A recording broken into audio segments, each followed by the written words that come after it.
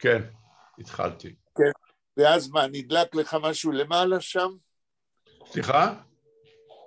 ואז אתה יודע בטוח שזה מתחיל? כן, יש את האייקון הזה של ההקלטה, וכתוב לי רקורדינג. אוקיי, אז אנחנו מתחילים היום 22 במרץ 2021, זוהי הפגישה מספר, אם אני לא טועה, מספר 86. כשאנחנו נעלה ליוטיוב, נצטרך לעשות קצת סדר, כי הדברים קצת התבלגנו שם. כיום, ביוטיוב, מספר 83 הוא בסדר, אבל מספר 84 שקיים היום, הוא למעשה צריך לשנות, זה מספר 85. בין 83 ל-84 כיום, שצריך להפוך ל-85, חסר לנו הקלטה שאפרים אמר שיחפש אותה ביחד עם שלמה. אז היום זוהי פגישה מספר 86. ולפני שהתחלנו להקליט היום, אני אמרתי שעד שכולם יופיעו, וכדי לגוון קצת, שהרי אברהם יהושע השל הוא טקסט לא קל, ואנחנו הולכים לאט, וזה בסדר, אני רוצה להכניס עוד אספקט אחד של ספרות יידיש, שלא נגענו בו. והאספקט הזה הוא כל מה שיש בספרות יידיש, שהנושא של רומנים וסיפורים של סופרים שונים, בעיקר בין שתי מלחמות העולם, או עד מלחמת העולם השנייה, עוסק בעולם התחתון היהודי.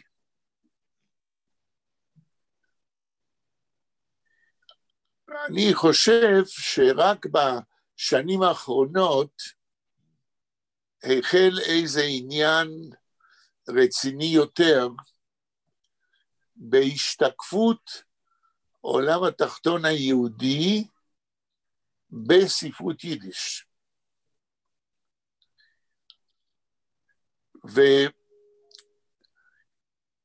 ובמסגרת ככה כללית גדולה, אני רוצה להגיד שמבחינה היסטורית, מבחינת היקפה של תופעת התיאור של העולם התחתון היהודי בספרות יידיש, הרי שאנחנו יכולים ללכת לראשית שנות ה-80 במאה ה-19, אצל שומר. לא יודע אם שמעתם את השם שומר, זה קיצור של נחום מאיר שייקביץ', שהוא היה אחד הסופרים ביידיש, החל בערך מאמצע המאה ה-19, שנקרא על ידי כל העם היהודי במזרח אירופה, היה אולי הסופר המפורסם ביותר. הוא כתב סיפורים קצרים, רומנים קצרים, למאות. נחום מאיר שייקביץ', שומר, והדפיס חובות, שכל יום שישי היו מחכים כדי לקנות אותם ולקרוא. בתולדות ספרות יידיש, שומר, שקדם לשלום עליכם וקדם למנדל מוכר ספרים, הוא נחשב בגלל הפופולריות שלו כמי שהשפיע על העם קוראי היידיש. הוא השפיע על זה שהוא הגביר את הקריאה בספרות במחצית השנייה של המאה ה-19. זה נכון שאלה שהתנגדו לסגנון שלו ולתמטיקה שלו, וביניהם שלום עליכם, שכנראה הרגיש שהפופולריות של שומר מעמעמת את ההשפעה שלו, של שלום עליכם. ושלום עליכם יצא בהתקפה חריפה ביותר על כתבי שומר, והכריז ששומר, כן, כותב שונד. שונד זה מה שאנחנו באנגלית קוראים trash literature, כן, ספרות שלא שווה. וההתקפה שלו הייתה מתוחכמת ומתוכננת, ושלום עליכם הוציא חוברת שלמה, קרא לו שומרס משפט. הוא כאילו העמיד את שומר, את נחום מאיר שייקביץ' למשפט, על היותו סופר קלוקל. זה אומנם עניין היסטורי ידוע ומעניין, לא ניכנס לזה, אבל את שומר קראו כל שכבות העם, החל ממשרתות, ובזה הקריאה ביידיש גדלה, ורושמים את זה לזכותו.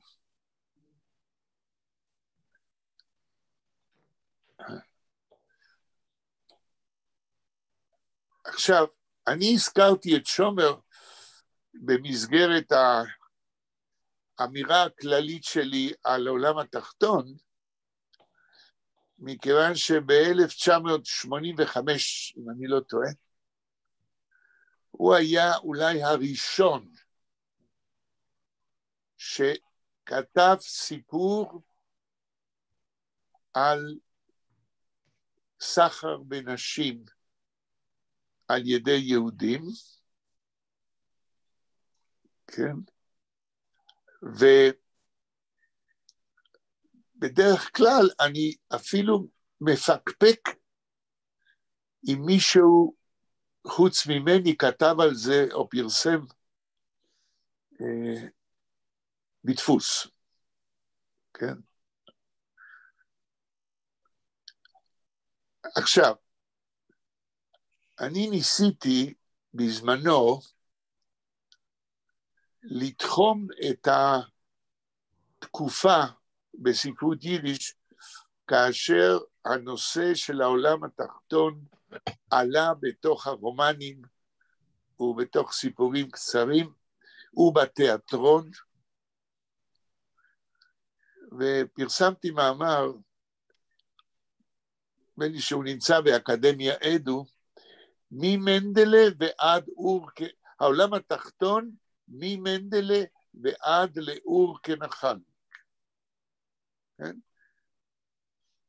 שזה משנות ה-80 של המאה ה-19 ועד ל-1939, עם פרוץ מלחמת העולם השנייה.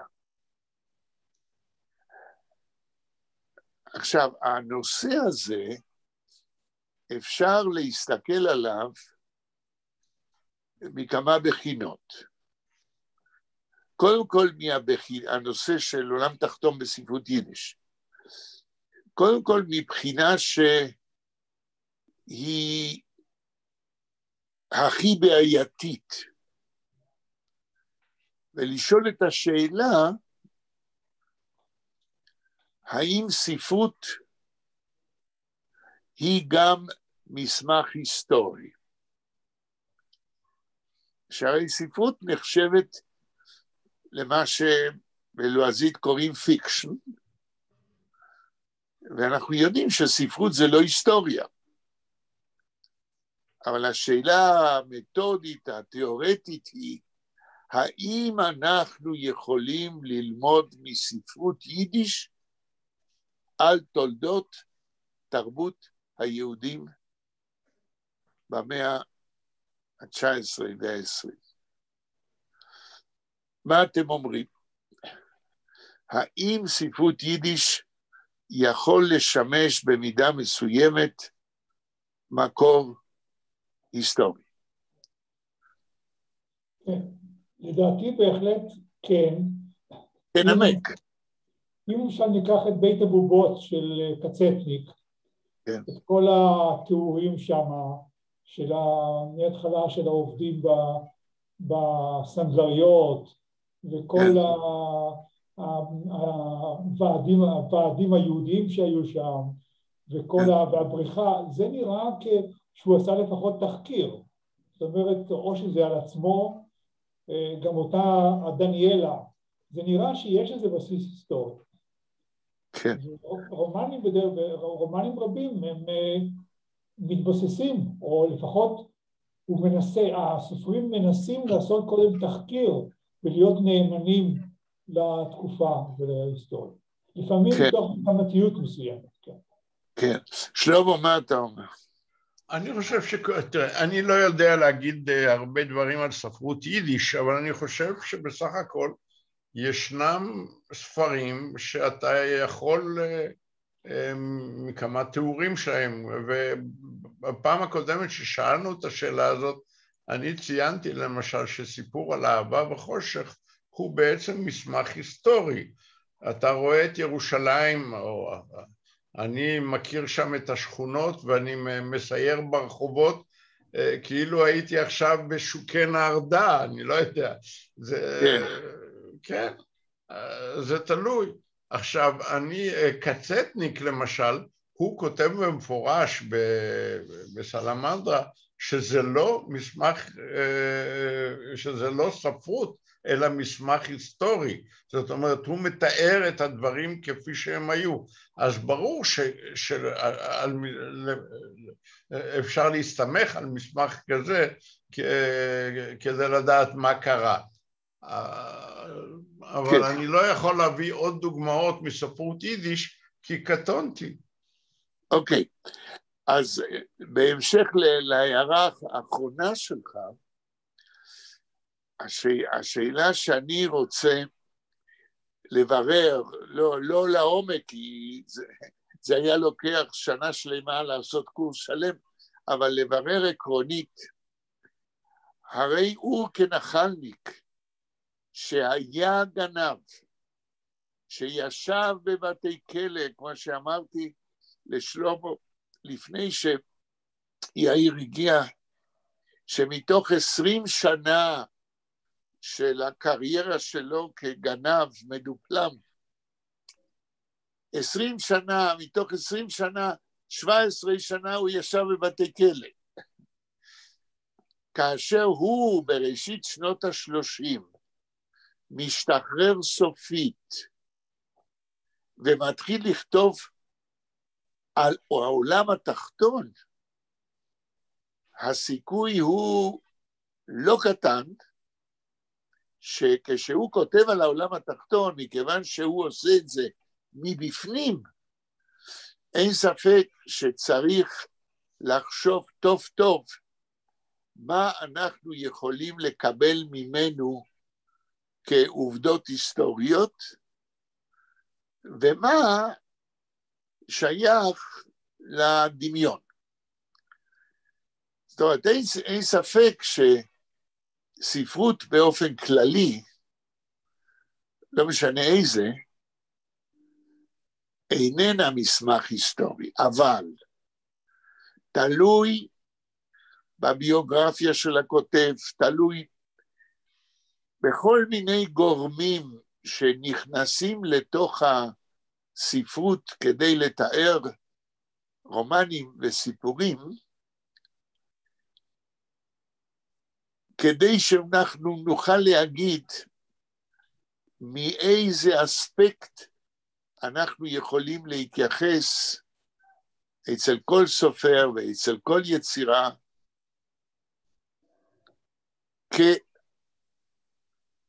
כתעודה היסטורית.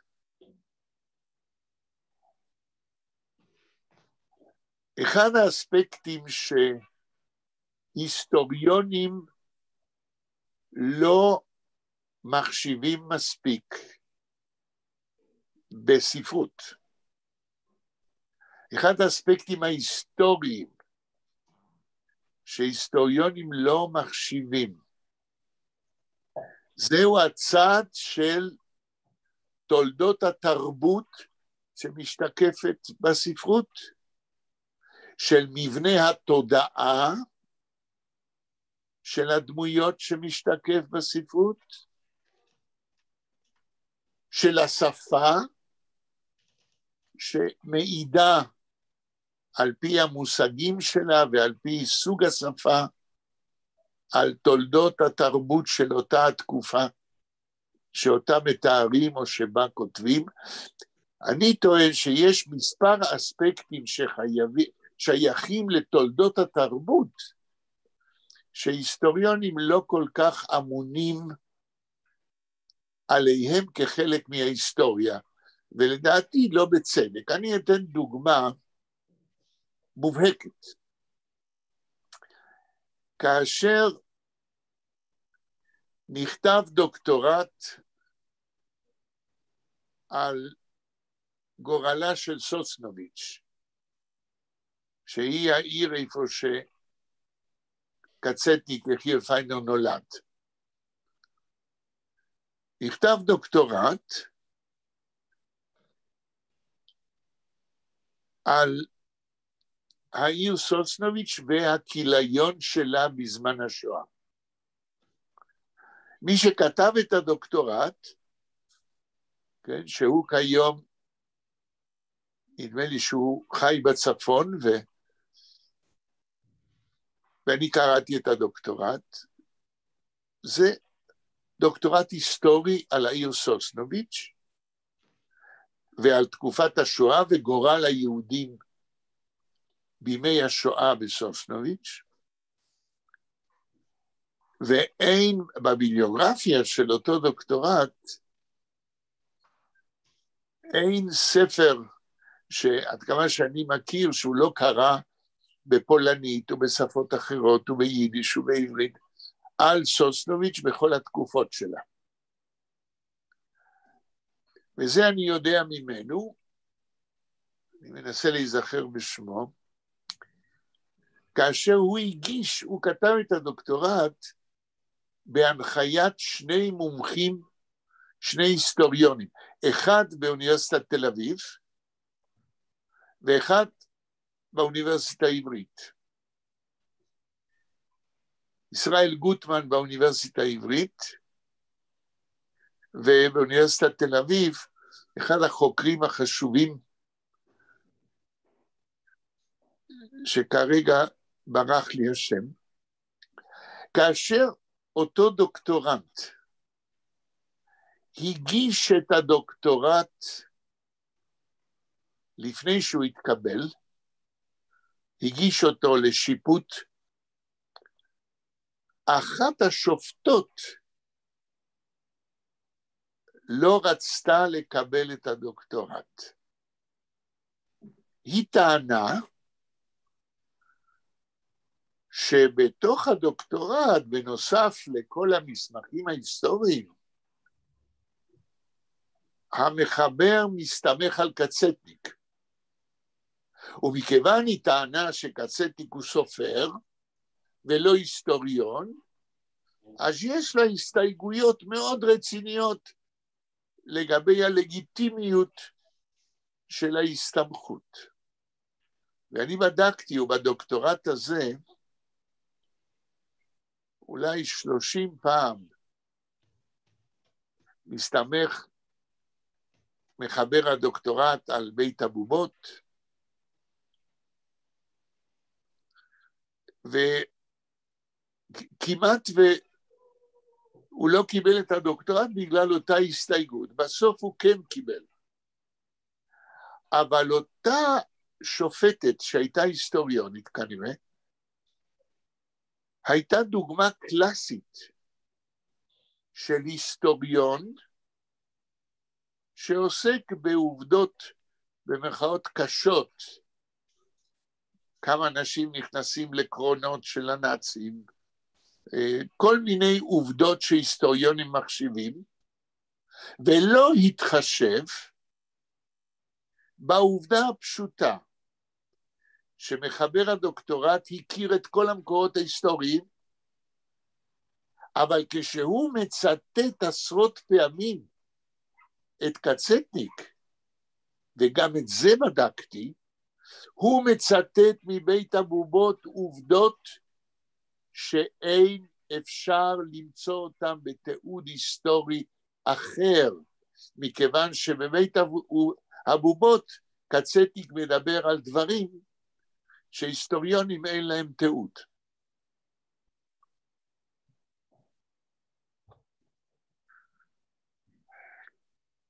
וכל זה אני אומר כדי לחזור לנקודה שכאשר הוא כנחלניק כותב על תופעת העולם התחתון והחלק של יהודים בעולם התחתון,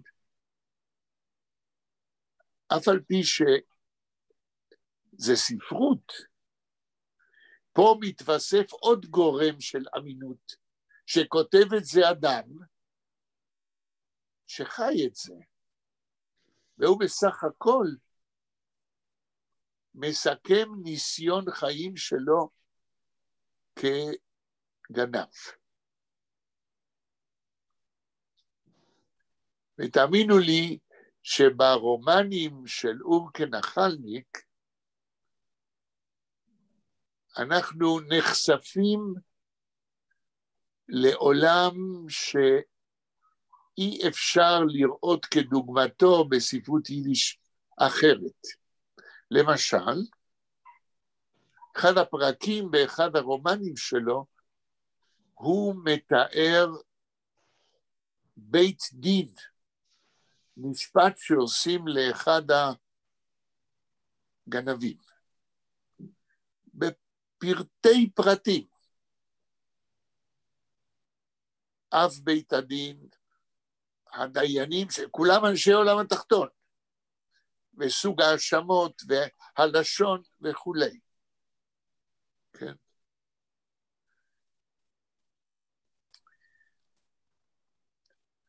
עכשיו נעבור למנדל מוכר ספרים, שברומן שלו הידוע, דוס וינצ'פינגר, כן? כל הרומן הזה, מהשליש האחרון של המאה ה-19, כולו מוקדש לתאר את כל השלבים של מסכת סחר בנשים יהודיות, או כמו שקראו לזה בארגנטינה, הסחר בבשר לבן. כאשר אני למדתי בחוג ליידיש, בשנות ה-60 של המאה שעברה, וקראנו את מנדלה, הנושא הזה לא עלה. הפוקוס לא היה על זה. כן? וזה בסדר. מנדל מוכר ספרים כקלאסיקון של ספרות יידיש, יש הרבה מה לדבר עליו, גם מבחינה לשונית, גם מבחינת הנושאים, גם מבחינת היחס שלו לביקורת חברתית, הכל. אבל פתאום אני תפסתי שהרומן הזה, דוס וינצ'פינגר, עוסק בעולם התחתון היהודי, אבל בראשית שנות ה-60, במאה שעברה, המורים שלי, גם פרופסור שמרוק וגם פרופסור סדן, ראשם לא היה בעניינים האלה של חלקו של העולם התחתון בחברה היהודית. כן, הם היו בעיקר חוקרי ספרות יידיש מכיוון אחר, ואז הנושא הזה לא הודגש. אבל הרומן הזה של מנדל למוכר ספרים, הוא העמדה קלאסית של, הייתי אומר, המעבר לאורך 9 תחנות לפחות, עד שהבחורה היהודייה נופלת ברשת של סוחרי הנשים. זו הייתה תעשייה ומערכת בנויה היטב על כל שלביה, עם כל המומחים בכל שלב ושלב. עכשיו אני אגיד דבר שיראה לכם אולי מוזר, אבל אני אומר מראש, אתם תבינו אותי, כי בימינו העולם התחתון היהודי קיים, ויש גם עולם תחתון בעולם העליון, ושום התקדמות לא חלה לדעתי מבחינה אנושית. במאמרים על העולם התחתון היהודי, קראתי מאמרים,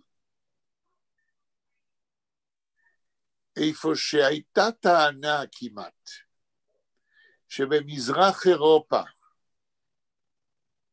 לפחות החל מהאמצע של המאה ה-19,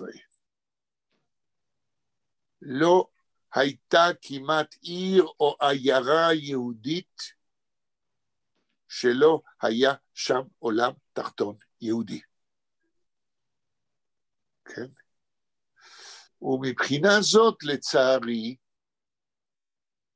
מי שקצת נכנס לעניינים האלה בתוך ספרות יידיש, ובתוך המחקר על חלקם של היהודים בעולם התחתון העולמי, רואה שלצערנו, כן, יהודים, כמו כל עם אחר, התעסקו בדברים שהשתיקה כאילו יפה לה. אשתו של פרופסור אופק, שהיא אמרה לי שהאימא שלה אומרת שאצל יהודים לא קיים דבר כזה. כן? ההכחשה העצמית, זוהי בועה שחובה עלינו לפוצץ. מה שמו של, איך נקרא בעברית הרומן הזה של מנדל למוכר ספרים? עמק הברכה. עמק הברכה, אוקיי. כן, עמק הברכה. עכשיו, במאמרים האלה, ויש הרבה מאמרים, על היהודים בעולם התחתון, אני רוצה להחריף מה שאמר. יש עדויות שמבחינה היסטורית אין שום ספק, אין שום סיבה לפקפק בהם. שיהודים, אני אומר את זה לצערי, אבל לאור מה שקורה בימינו, אתם תראו שזה לא דמיוני. שיהודים עם פאות, שומרי מצוות, עסקו בסחר בנשים, ואם אני זוכר, הטענה שלהם, או התירוץ היה, כן, שבתורה, אני לא זוכר בדיוק את הציטוט, אין איסור. גם בארגנטינה, אותו הוא כנחלניק. וזה פרק שאני לא ראיתי אצל אף אחד.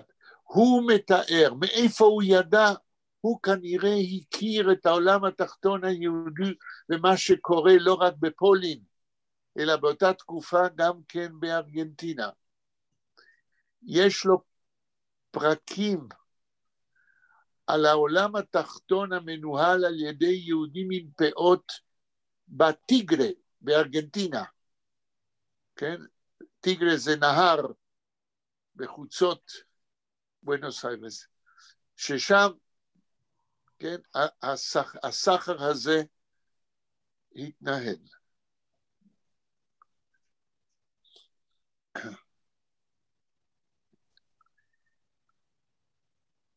כן. עכשיו תראו, כבר שלום עליכם, אם לתת דוגמה של עולם תחתון יהודי כזה, שחדר לסיפור של שלום עליכם, שפרופסור דן מירון כתב על זה מאמר גדול, ואפילו אם אני לא טועה, תרגם את הסיפור לעברית. סיפור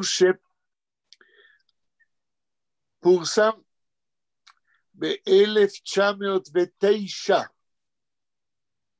בשם דר מנש פון בואנוס איירס. כן? ראשית המאה ה-20. כאשר הסחר הבינלאומי היהודי בנשים, שמובאות מפולין לארגנטינה, בתואנת שווא, לא סיפרו להם למה מביאים אותם. ומכיוון שבראשית המאה ה-20, המומנטום של ההגירה היה גדול, העוני בפולין, ברוסיה, דחף לאמיגרציה, אז שלום עליכם כותב סיפור, אני רק אגיד בקווים מאוד כלליים, ברכבת נוסעת במזרח אירופה, יושב לו המחבר, שלום עליכם, ובאותו קרון מולו יושב אדם לבוש כדנדי, לבוש יפה, והם מדברים ביניהם ביידיש. ושלום עליכם מנסה לברר מי זה האיש הזה מבואנוס איירס. מספר לו שהוא מבואנוס איירס, והוא לא מצליח. ההוא מתחמק ומדבר על כל מה שאתה רוצה. הוא רוצה לדעת, שלום עליכם, במה הוא עוסק, והם מדברים, ובאיזושהי תחנה, היהודי מבואנוס איירס, הלבוש יפה, יורד. ואז שלום עליכם המחבר, מנסה ברגע האחרון לברר מי זה. אומר רב יעיד, מתבוס הנדלטיר, כן? במה אתה סוחר? דרך אגב, אתם עדיין רק שניים? לא, אנה יש. לא, אנה בא. אנה בא, מי עוד? כן, שלום. שלום רק אנה, מי עוד? אנה. רק אנה. רק אנה. ובלה לא אמרה כלום? מבלה לא קיבלתי שום הודעה. לא קיבלת. אוקיי, אז שלום עליכם ברגע האחרון. כן, רבי מתבוס הנדלטיר. ותוך כדי שהוא יורד מהקרון בתחנה, היהודי ככה ברוח טובה, כן, אומר לו, לא במלונים, לא במלונים. ובזה נגמר הסיפור. אבל זה ברור מתוך איך הוא לבוש, איך שהוא מדבר. שלום עליכם כתב פה סיפור ב-1909, כן? על אחד איך נקרא להם? אחד הסרסורים שתפקידם, אומנם יהודי ממזרח אירופה שגר בארגנטינה, בבואנוס איירס, ואחד התפקידים שלו זה לנסוע למזרח אירופה, לבוש יפה, למצוא איזה בת באיזה עיירה יהודית שנמצאת במצוקה, להציע לה נישואים, ולהגיד, להבטיח לה, שהוא יביא אותה לארגנטינה, יהיה להם חיים מצוינים, כן? לרמות את ההורים שלה, להתחתן איתה, להביא אותה לארגנטינה, ובארגנטינה למסור אותה בידיים של מנהלי בתי בושת יהודים. וזה מה שקרה לאותה רחל, שאמרנו בהתחלת הדברים, שחיה בבית בושת ורומתה, ובסוף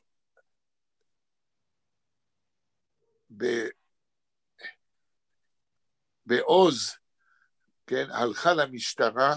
זה לא היה כל כך פשוט, מכיוון שהבנות האלה היו בפיקוח, והיא ידעה שברגע שהיא הולכת להלשין במשטרה, ירסו אותה. ואותה רחל ב-1930, אומנם הצליחה לתקופת מה להיחלץ מציפורני הארגון הזה שנקרא מגדל,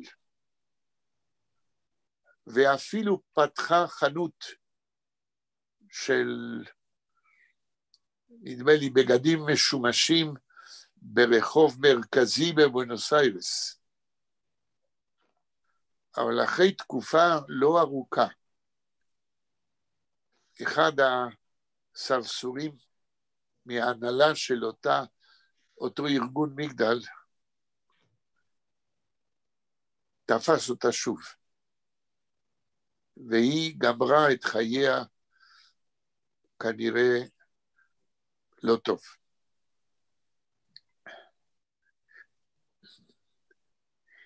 על הגורל של אותה רחל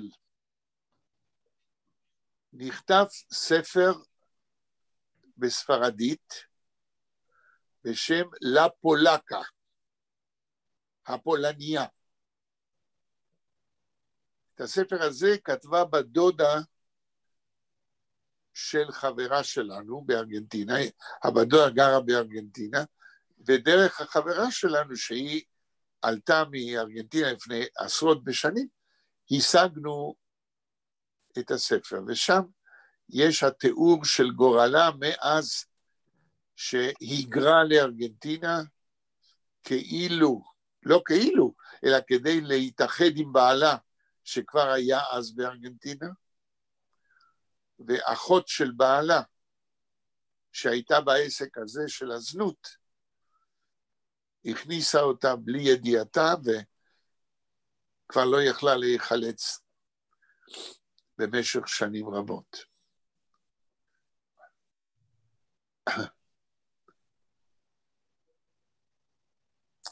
האם יש שאלות עד כאן?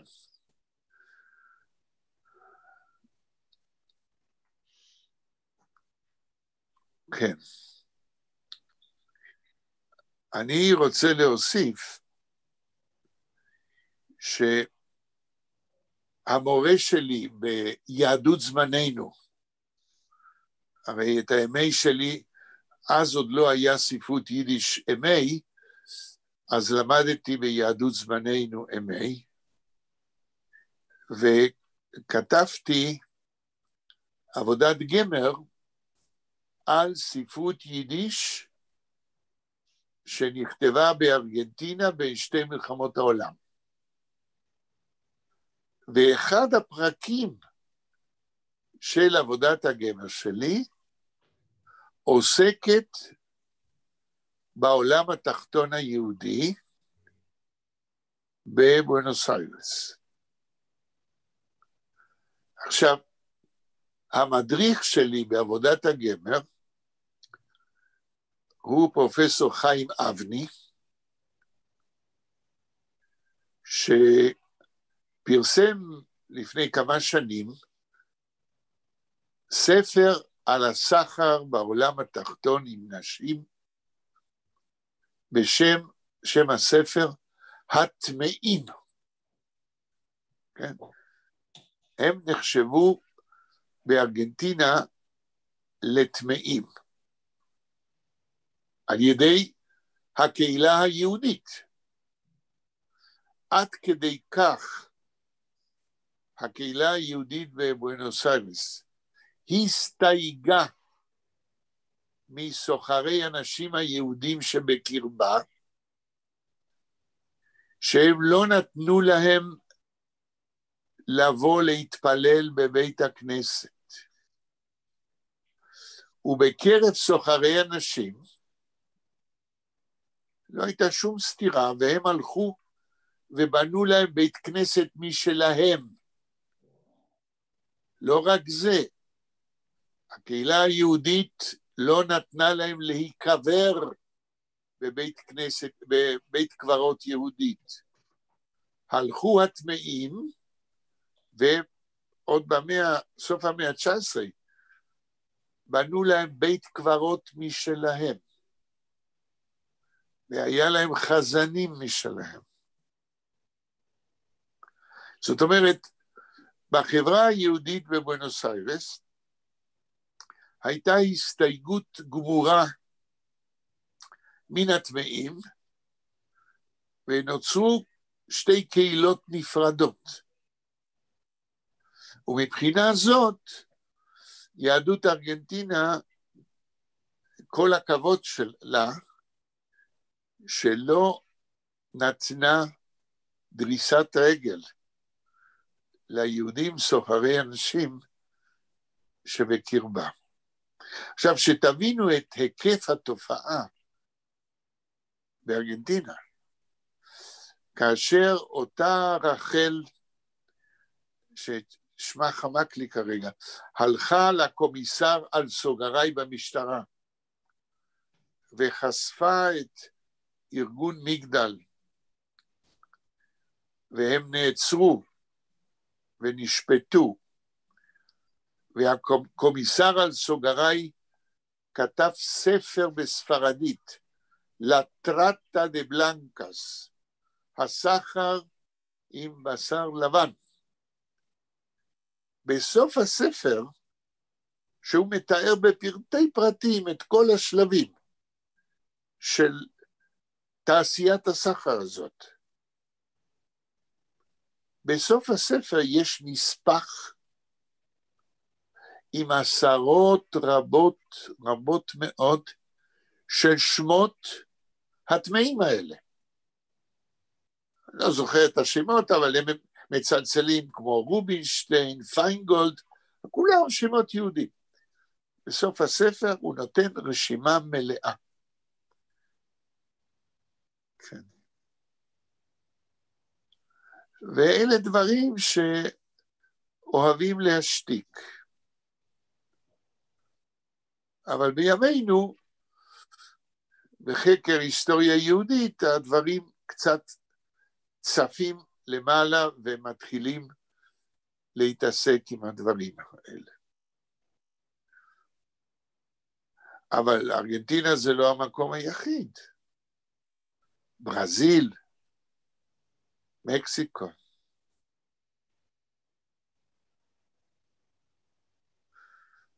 לצערנו, כן, לצערנו, תראו, בבואנוס איירס היה סחר בנשים לא רק של יהודים.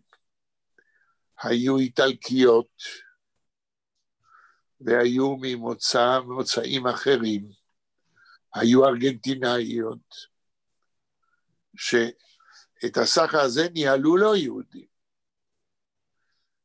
עכשיו, מאחד הספרים שקראתי, היהודיות, נדמה לי, היו הזולות ביותר. היו צרפתיות, איטלקיות. כן. האם יש שאלה עד עכשיו? מי כתב את הספר הטמאים? את הספר הטמאים כתב פרופסור חיים אבני, והספר דן בהיסטוריה של סחר בנשים, כולל ארגנטינה. זה יצא פה בארץ, הוצאה ידועה, כן? ומכיוון שפרופסור אבני הוא מומחה לתולדות יהודי ארגנטינה, וכתב ספרים על הקולוניזציה היהודית בקולוניות בבואנוס איירס במאה ה-19, וכתב על ההיסטוריה של יהדות ארגנטינה. הספר הזה, הטמאים, הוא כתוב על ידי אחת האוטוריטות הכי גדולות שיש לנו בנושא הזה לגבי ארגנטינה. אני רוצה להגיד משהו בקשר לסיפור הזה שסיפרת, שהוא כמובן מאוד מעניין, אבל... איזה סיפור? הסיפור על אותם טמאים שהקהילה נדתה אותם מקרבה והיו צריכים לפתוח לעצמם בית כנסת. כשאתה מסתכל מה קורה אצלנו היום על זמר ואביו, אביו זיכרונו לברכה, הוא רק עכשיו נפטר, שעסקו בסחר בנשים ועוד בנשים... רגע, האבא נפטר, כי האבא נפטר. עומדים לעשות לו משפט, אני שומע עכשיו שמדברים על זה.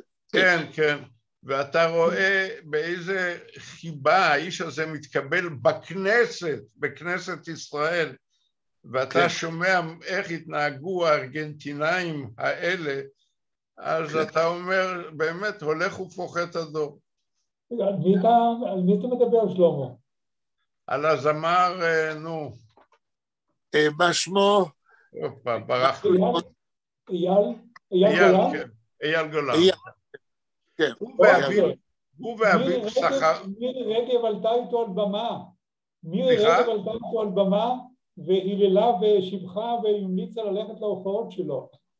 מירי רגב כשרת תרבות, מעולם לא הייתה... מירי רגב הייתה גם... לא עשתה את זה, לא בתיאטרון ולא בתזמורת הפילהרמונית ולא בלהקת בת שבע.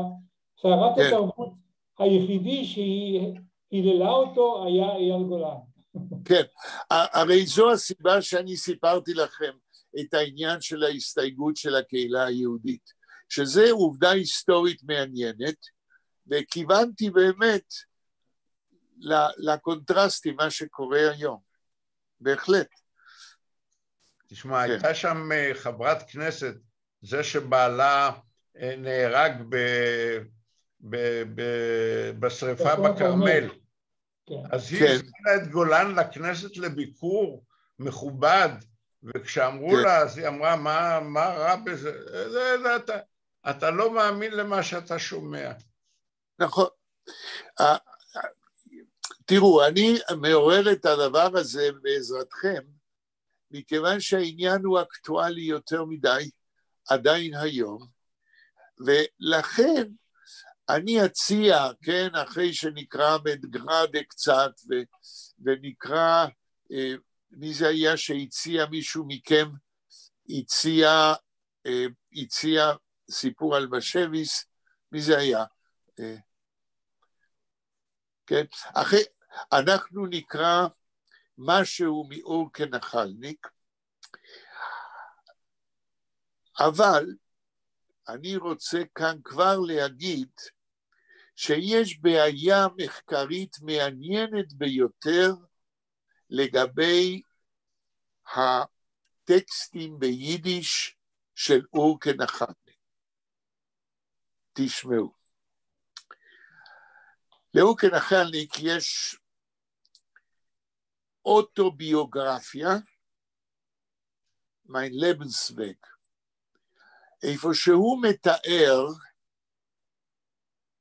את ילדותו ולימודיו בחדר. אין שום סיבה שנחשוב שהוא לא אומר אמת. הוא מתאר את החדר, רבותיי, בצורה נוראית. כמאורה של פדופילים, כמקום אנטי חינוכי, ואני אומר, גם תיאור כזה צריך לקרוא ולשקול מה הוא מוסיף לנו, אם אמנם יש בו אספקט היסטורי, וכנראה שיש. כי אנחנו כסטודנטים ללשון וספרות יידיש, כאנשים שלומדים עד כמה שאפשר להגיע לאמת ההיסטורית התרבותית, מחויבים לראות גם אספקט אחר של תיאור החדר. כמובן שילדותו הייתה ילדות נוראית. אם אני זוכר, הוא ברח מהבית וגנב מאבא כסף. זאת אומרת, הוא כבר היה פושע קטן בילדותו. ואנחנו יודעים שבכל מסגרת חינוכית יש תלמידים שהם חריגים, וזה לא מעיד על המסגרת, אבל כשהוא מספר על מעשים, כן, בחדר וכולי, מעניין לראות. כן. עכשיו, הבעיה עם הטקסטים ביידיש של אור כנחלניק היא כזאת, וזוהי בעיה שאני מנסח אותה באופן חריף, לא ראיתי שמישהו ניסח את זה בצורה החריפה שאני מנסח את זה, ואני חושב שצריך להגיד את הדברים בחריפות הזאת מבחינה מחקרית. תראו, אין ספק ששפתו ביידיש של העולם התחתון היהודי הוא דבר מרתק, מעניין ומעורר עניין. אנחנו יודעים על שפת הגנבים, ואנחנו יודעים על היידיש של העולם התחתון ממקורות אחרים, שונים במהותם מסוג המקור של אור כנחלניק. הידיעה הראשונה שאנחנו יודעים על לשון העולם התחתון היהודי באה דווקא מקומיסר גרמני, לא יהודי, בעיר ליבק, אשר באמצע המאה ה-19, כתב ספר ב4 כרכים, בשם Das Deutsche Gaunertum. זאת אומרת, העולם התחתון הגרמני. ומה יש בספר הזה? יש שני דברים שאולי לא שמעתם עליהם, שהם מופלאים. מצד אחד, שבח גדול מאוד על העם היהודי. לא בגלל היותו מלא גנבים, אלא בהיותו עם יהודי עם תרבות יהודית. שבח אדיר. מצד שני, הוכחה שהעולם התחתון הגרמני התהווה והושפע מהעולם התחתון היהודי, ובאיזו צורה הוא הושפע. העולם התחתון הגרמני היה צריך שפה משלו, כדי שלא יזהו אותו ולא יבינו מה הוא מדבר. אז מה עשה העולם התחתון הגרמני הלא יהודי? הוא אימץ את השפה של העולם התחתון היהודי. למשל, אותו אבל אלמן, זה שמו של המחבר, הקומיסר מלובק. אבל אלמן החליט שהוא צריך לשלוט בשפת העולם התחתון הגרמני כדי להבין את האסירים שלו. אלה שתופסים אותו, גנבים ואחרים, ושמים אותו בבית הכלא, אבל הם מדברים שפה שהגרמנים לא מבינים. אז הוא הלך ולמד עברית ויידיש. ובתוך 4 הכרכים האלה, יש לפחות, אני חושב, 2 כרכים, שהוא מביא את השפה של העולם התחתון היהודי, בשימוש של העולם התחתון הגרמני. ממש אור לגויים. בדיוק. אור לגויים, או יותר נכון, חושך לגויים. למשל, הוא אומר, בעולם התחתון הגרמני, הם אומרים, והוא כותב את זה באותיות לטיניות, מסמטן. מה זה מסמטן? זה משא ומתן. מסמטן זאת אומרת, אם אני זוכר, הכוונה לגניבה. או שהוא מתאר, הוא מתאר סצנה, כדי להבהיר את השפה שהעולם התחתון הגרמני משתמש, מתוך העברית של העולם התחתון היהודי. הוא אומר, הולכים 2 גנבים ברחוב, ועוברים מול בנק. עכשיו, ליד כל בנק יש שומר, אבל ברגע שהם עוברים, השומר משום מה מסתכל על הבניין, עומד עם גבו אל הרחוב, אומר גנב אחד לשני, שטייט מיטן אחרפונים. אחרפונים הוא עם הגב, עם התחת עומד מולנו.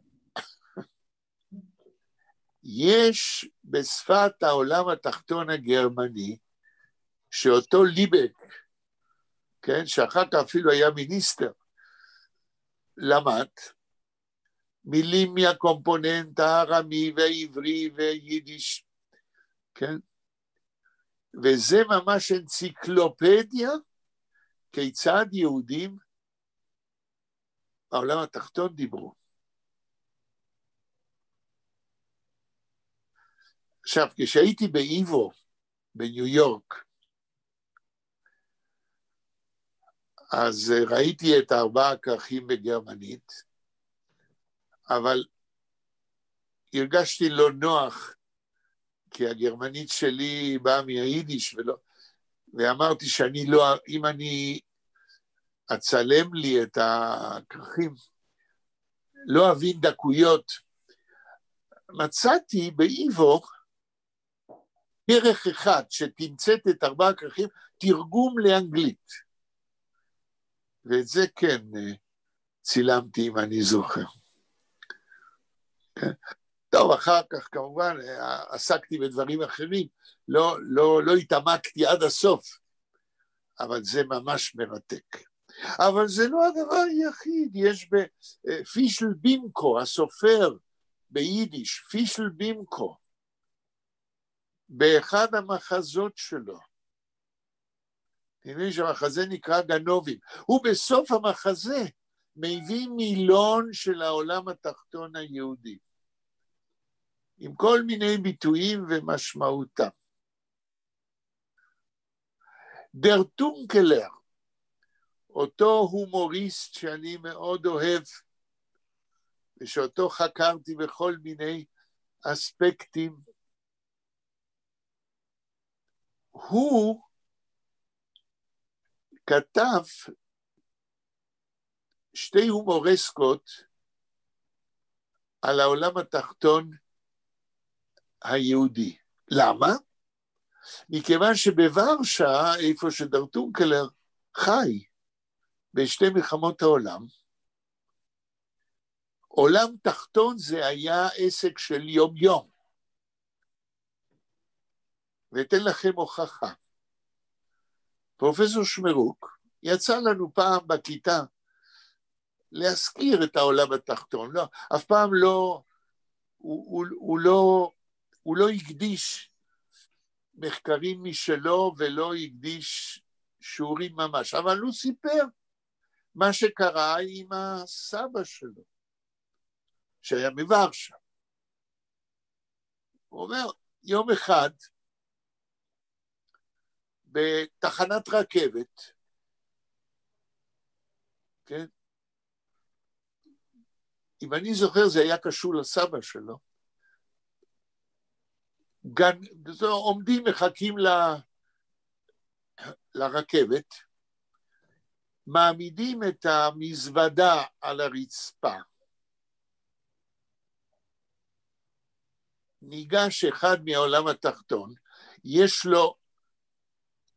לו מודל של מזוודה, רק המסגרת, הוא ניגש, מלביש את זה על המזוודה, מלביש מודל כזה, ריק, על המזוודה, מרים את העסק והולך.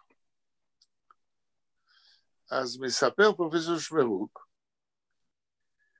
שהיה מקרה שרצו שיחזירו את בכל זאת גניבה, אדם עומד לנסוע, פנו לעולם התחתון, וביקשו בבקשה להחזיר את הגניבה. אני לא יודע מה שילמו או מה הבטיחו. והעסק מאוד נמצא תחת שליטה מרכזית, זה לא כל אחד גנב לעצמו, זה מערכת שלמה מאורגנת היטב. והמזוודה הוחזרה. הוא כנחלניק מספר, ראיינו אותו הרבה כשהוא שוחרר מבתי הכלא והפך לסופר ביידיש, הוא הפך לסנסציה, ועיתונאים באו לראיין אותו. ויש המון מאמרים כאלה. האח של שמואל ניגר, המבקר הספרות, האח שהיה עיתונאי, בא לראיין אותו ופרסם עליו מאמר גדול, והוא כנחלניק מספר שאחד ממקומות ההתכנסות של הגנבים בוורשה, זה היה בבית הקברות היהודי. כן?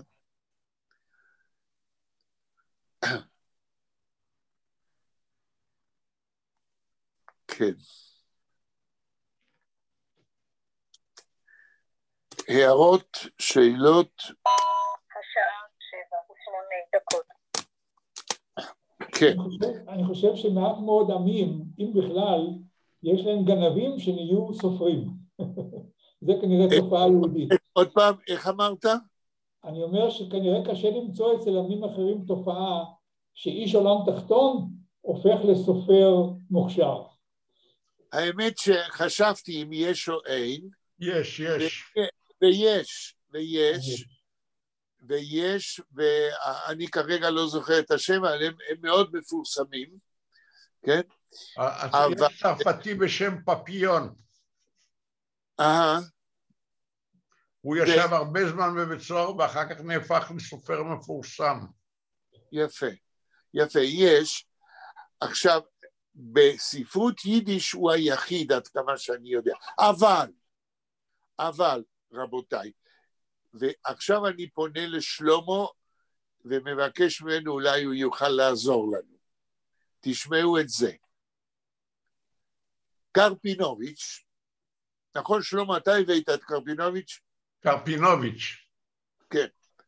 אתה הבאת אותו, נכון? נכון. אני יודע, קרפינוביץ', נכון? כן. קראנו חלק מסיפור והבטחתי שנגמור אותו פעם. קרפינוביץ', באחד הספרים שלו, איזה ספר יש לך ממנו, שלמה?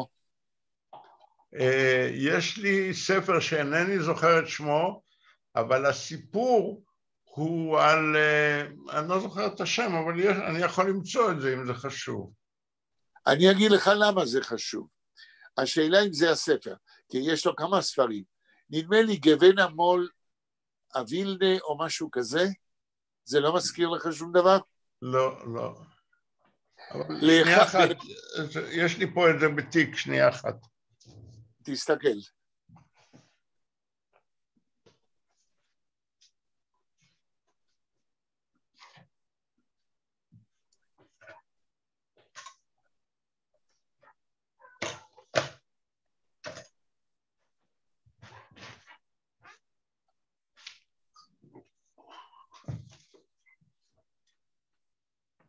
I have the Abraham Karpinowicz, the opowiadania wileńskie. It's meaning the Vilnius, the talk of the Vilnius, something like this, the Sipurim, Sipurim Wileni. מה את אומרת, אנה? אני צריך שתגידו, אפשר גם בגוגל להסתכל, לא, זה בפולנית. השמות, לא בפולנית, ביידיש, או בעברית, השמות של הספרים של קרפינוביץ', אם תגידו לי, אני אגיד לכם איפה יש מאמר שלו או סיפור שלו על אור כנחלניק. יש לו, שם הספר שאני הבאתי. רגע, לא לדבר כולם ביחד, אחרת לא נשמע. מה אתה אומר, שלמה? שם הספר שאני הבאתי הוא ביים וילנר דורקהוף. דורקהוף. כן. כן, אני חושב שלא בספר הזה. באחד הספרים שלו, יש לו מאמר שלם על אור כנחלניק. ואם יש לכם, אם אתם נכנסים לגוגל וכותבים קרפינוביץ', תגידו את שמות הספרים שלו, יכול להיות שאני אזכר. He was also in Ściborów, על יד ורשה, אני יודע, it's like village where all the kids Jewish was in the summer. כן, אבל עכשיו מנסים לראות מה שמות הספרים של קרפינוביץ'. טוב, חבל שאלה לא באה, כי היא יודעת לחפש דברים כאלה. שנייה אחת, אני כבר מוצא יצירתו. Der Weg kein Sdom. לא, הלאה. beim Wilner Durchhof. הלאה. הטופ פון מלחומה, הלאה, auf Wilner Gassen, הלאה, zu Fuß kein Erz Israel, הלאה, auf Wilner Wegen, הלאה, die Geschichte von Wilner Gerzedek Graf Valentin Potocki, פוטוצקי, הלאה, Wilne mein Wilne, הלאה, Gewein Amol Wilne. זהו, הספר הזה, בספר הזה, גוון אמול וילנה, יש סיפור על אור כנחלניק. השאלה אם גוון אמול וילנה נמצא אונליין. לא. הספרים שנמצאים אונליין מופיעים בוויקיפדיה בכחול. אוקיי. ופה זה בשחור. כן, אז ברגע שנמצא, אם נמצא את הספר הזה, אני ארצה שנקרא מה קרפינוביץ', אני אסביר לכם למה. מה קרפינוביץ' אומר על אור כנחלניק. ועכשיו אגיד לכם למה זה חשוב. או אולי אתם מנחשים מה אני עומד להגיד, מה הקשר בין קרפינוביץ' לאור כנחלניק? רגע, סליחה שאני משסע אותך. יש פה עוד קטגוריה בשם סיפורים, ויש כאן את סיפורו המופלא של אור כנחלניק. גדול. האם אתה יכול, וזה בעברית, נכון? כן. לא יודע, סיפורים. חכי רגע, אני אפתח אותו, ואז אני... בוא תפתח. כן, זה בעברית. זה בעברית. תוכל לשלוח לכולם, גם לי? בהחלט. כן. לעונג יחשב לי הדבר. זה, תכף נראה אם זה גדול. כן, כמה זה? אולי 4-5 עמודים. נכון. משהו כזה, רק רגע. יש פה גם הרבה ציטוטים של עיתונים. כן. לא, זה יותר מ4-5 עמודים. אבל זה בסדר. מי שתרגמה את זה מיידיש זה רבקה בקסמן בן חיים. לא בקסמן, לא. רבקה בסמן בן חיים. כן. כיום אולה 95. והיא גרה בתל אביב. סליחה. מה סליחה? למה אתה מבקש סליחה? שקראתי את זה לא נכון. אוקיי, אז רבקה בסמן בן חיים היא כיום המשוררת הכי מבוגרת ואחת מגדולות המשוררות ביידיש שגרה במדינת ישראל. היא נולדה בווילנה והיא יודעת, היא כותבת ביידיש והיא יודעת עברית מצוין, ואני אפילו אטלפן אליה ואגיד לה שאנחנו עומדים לקרוא באיזשהו שלב את התרגום שלה. נהדר, לא ידעתי שהיא תרגמה את זה. כן, ועכשיו הופיע ספר עם השירים שלה ביידיש, הספר האחרון הופיע לפני כמה שבועות. עכשיו אני אגיד לכם למה אני מקשר בין קרפינוביץ', אברהם קרפינוביץ', לאור כנחלניק. ויש לנו כאן משולש, קרפינוביץ' מווילנה, אור כנחלניק מווילנה, ורבקה בסמן מווילנה. זאת אומרת, אנחנו רואים פה שיש פה, איך אומרים, יש פה מאפיה במרכאות של וילנאים, אחד כותב על השני והשלישי מתרגם, כן, ויש פה זיקה בין שלושת האנשים. עכשיו אני ארצה להגיד על הזיקה של קרפינוביץ' לאור כנחלניק. בזמנו, כאשר שלמה הביא את הסיפור של קרפינוביץ' על אוסף הפולקלור, שלצערי עוד לא גמרנו לקרוא. אני אמרתי שבביוגרפיה של אברהם קרפינוביץ', בביוגרפיה הידועה, בלקסיקון פונדנאי יידישר ליטרטור, שיש ערך עליו, יש חור שחור שאף אחד לא יודע מה קרה באותה התקופה. אתה זוכר, שלמה, מה אמרנו? כן.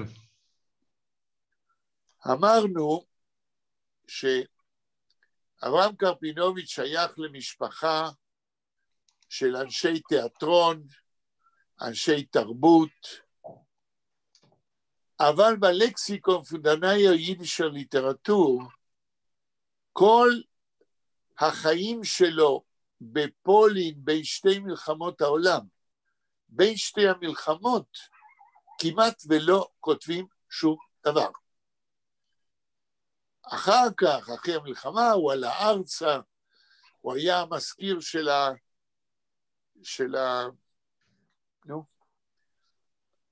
המזכיר של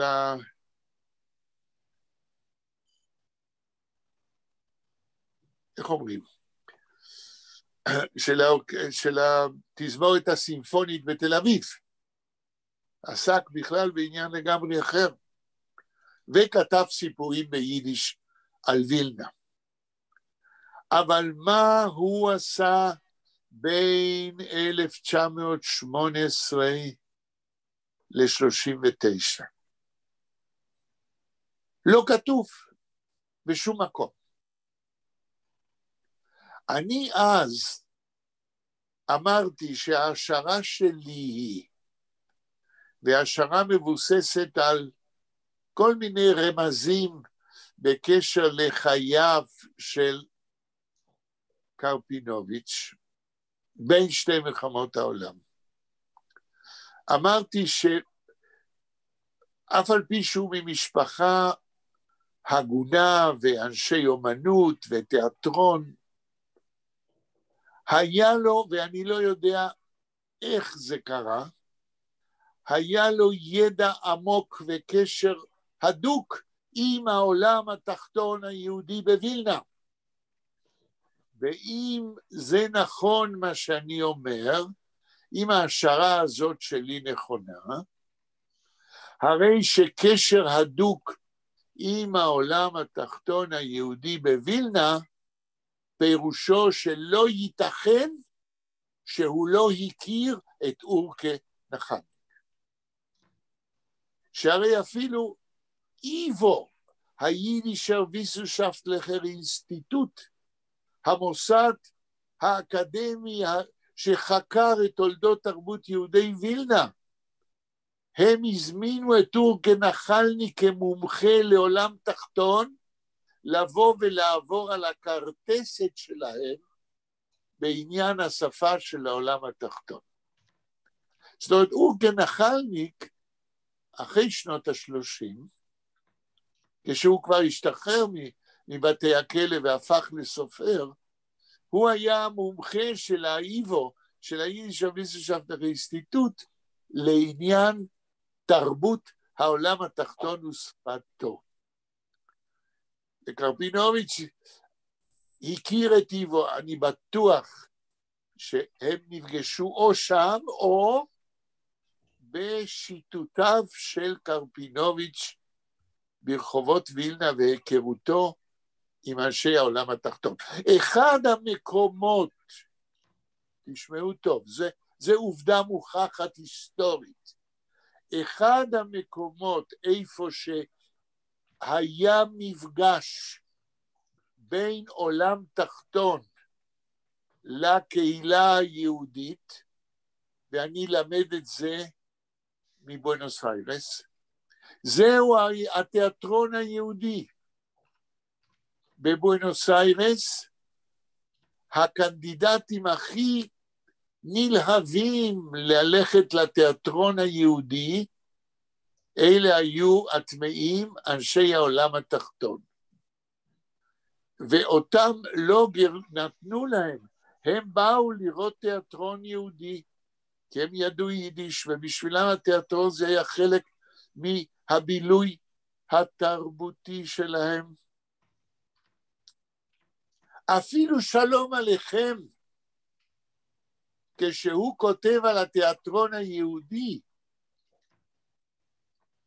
הוא צוחק על אנשי, אני לא יודע אם הם עולם התחתון, אבל הוא צוחק על אנשי העם הנבערים מדעת, האיגנורנטים, שהולכים לתיאטרון היהודי לראות מחזות ביידיש שהם יודעים, ואיך שולם עליכם קורא להם? מוישה מיטנגרויסן טס. טס זה האות טט. מה זאת אומרת משה עם הטט הגדול? מי יכול לנחש? אנה? אני לא יודע. יאיר? לא יודע. שלמה? אולי זה מרמז על טמא? לא. זה מרמז, תשמעו טוב, זה הומור חריף ביותר, שרק שלום עליכם יכול. אבל אימצו את זה גם אחרים. טרטונקלר אימץ את זה. מוישה מיטנגרויסן טס, רוצה להגיד שלום עליכם, מוישה הנבער מדעת, שלא יודעת לכתוב עברית, מוישה עם התחת הגדול, אבל מכיוון שהוא לא יודע עברית, אז הוא כותב תחת עם טט. קלטתם? מדהים, כן? וגם טרטונקלר, זה כבר הפך לבדיחה פנים ספרותית, כן? אז התיאטרון היה מקום אפשרי, איפה שקרפינוביץ' יכול היה למצוא את אנשי העולם התחתון. וקרפינוביץ', אחד או אבא או אחים, הם היו אנשי תיאטרון שהם ייסדו תיאטראות, זאת אומרת, קרפינוביץ' חי בתוך התיאטרון, וגם העולם התחתון. וקרפינוביץ' כסופר ודאי התעניין בטיפוסים האלה. והוא כנחלניק כתב מחזות שהציגו בתיאטרון. הנה יש לכם כל נקודות השקה ההיסטוריים המוכחים, כדי להבין אחד המקורות או כמה מהמקורות שעל פיהם קרפינוביץ' יכול היה לכתוב על אור כנחלניק בסמכות ובידיעה.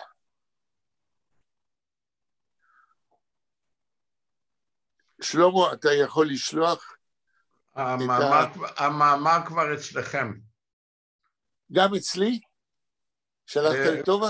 האימייל של טובה. אוקיי, יופי. רגע. טוב, לצערי, רק התחלנו לדבר, ויש לנו רק איזה 3-4 דקות לסיום. אתה יודע מה? אולי תקרא איך זה מתחיל בעברית, לראות האם יש תת כותרת, מה זה סיום. רגע, אני שלחתי את זה. רק שנייה אחת. כן.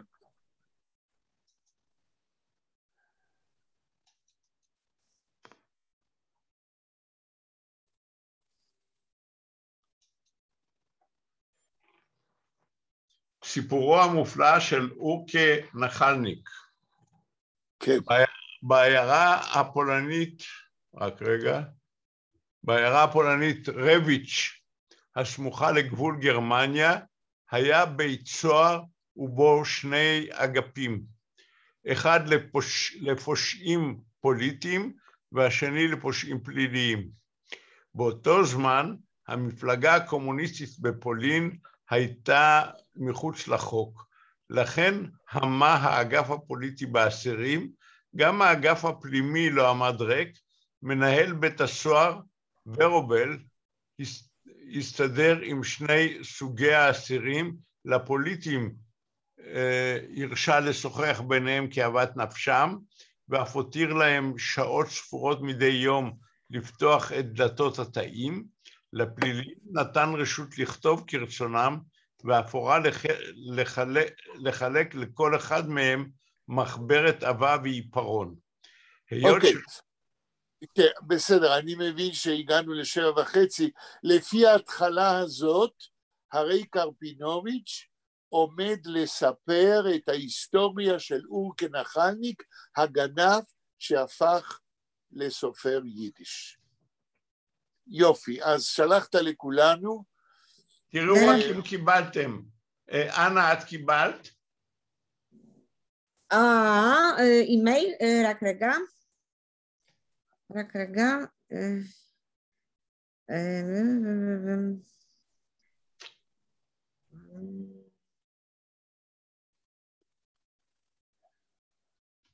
לא, עכשיו לא. אולי זה קצת זמן. טוב, תראי, אם את לא מקבלת את זה, אני יודע, יכול להיות שזה לוקח קצת לאט עד שזה מגיע לברשה. אז תרימי... אבל זה לאט לאט, יש פקקים בברשה. רגע, האם יאיר קיבל את זה? אני לא רוצה לצאת. טוב, בפעם הבאה... אני לא שלחתי את המאמר, שלחתי קישור למאמר. ברגע שתלחצי עליו, אז המאמר ייפתח. אולי, אבל זה לא עכשיו. לא עכשיו. אז אנחנו פה גמרנו היום.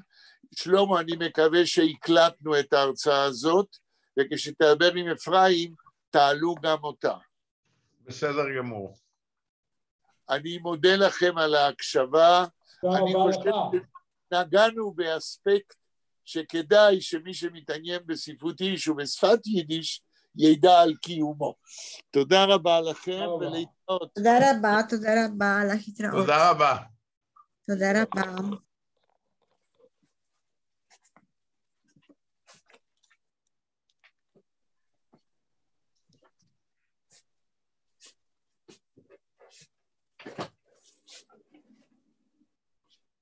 Hi.